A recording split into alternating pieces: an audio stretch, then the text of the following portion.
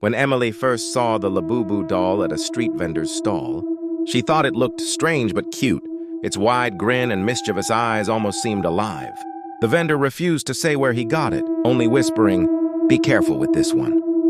Emily laughed it off and bought it, placing it on her bedside table that night.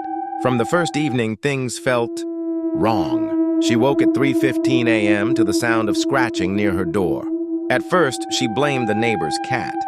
But when she looked over, the doll was no longer sitting on the table. It stood on the floor, tilted toward her bed, its grin wider in the dark.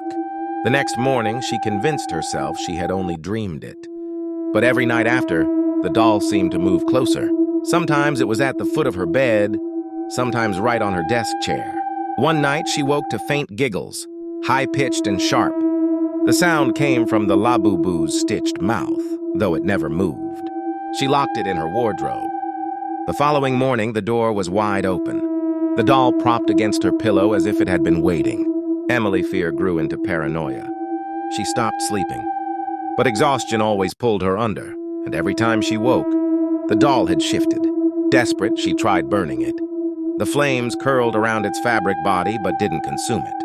Instead, the doll's eyes glowed faintly red through the smoke. Terrified, she threw it in a nearby dumpster and fled back home. That night, she finally slept deeply.